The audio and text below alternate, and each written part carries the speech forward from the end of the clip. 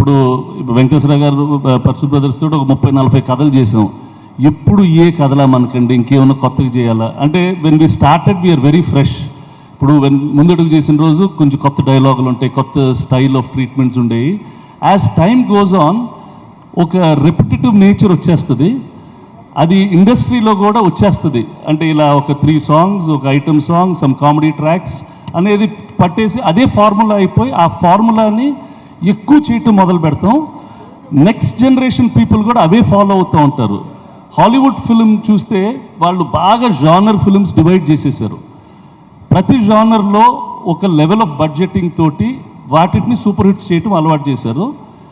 So మనకు కూడా చేయాలని ఉంటుంది. మనం ఇంతకుముందు చేసేవాళ్ళం Ahana Pellanta, entertainer, very big hit, or some horror film, small budget, very successful. Genre films చేయాలని ఇంట్రెస్ట్ ఉంటుంది.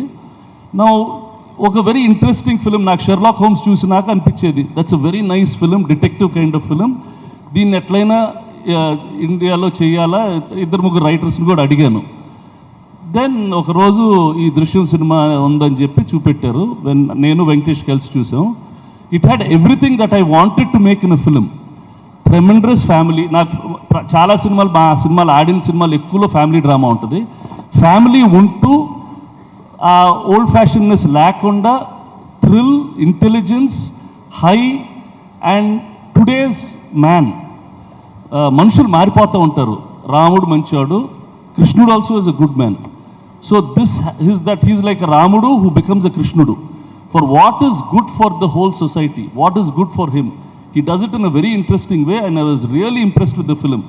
And then I decided this is the film that we should make. It's good for number of things అని చెప్పి decide చేసి చేసేసాము. Okay, so